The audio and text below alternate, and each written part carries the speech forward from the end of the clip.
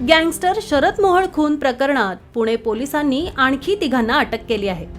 आदित्य गोळे वय वर्ष 24, नितीन खैरे यांच्यासह आणखी एकाला अटक करण्यात आली आहे। शरद मोहोळ खून प्रकरणात आतापर्यंत पोलिसांनी 13 जणांना अटक केली आहे।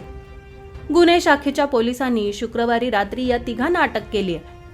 शरद मोहोळचा खून करण्यापूर्वी आरोपींनी मुळशी तालुक्यातील हाडशी परिसरात गोळीबाराचा सराव केला होता। त्यावेळी आरोपी नितीन खैरे हा मुन्ना पोळेकर यांच्यासह त्या ठिकाणी हजर होता। याशिवाय शरद मोहोळचा खून करण्यासाठी आरोपींनी 1 महिन्यापूर्वी कट रचला होता। यासाठी लागणाऱ्या संपूर्ण पैशाची व्यवस्था ही नितीन खैरे याने केली होती, तर आदित्य गोळे यांनी बंदुकीसाठी पैसे पुरवले होते। मोहोळचा खून करण्यासाठी रचण्यात आलेल्या कटात तो सहभागी होता, तर तिसरा आरोपी सुद्धा फोनद्वारे आरोपींच्या संपर्कात होता। या संपूर्ण कटात तो सहभागी होता।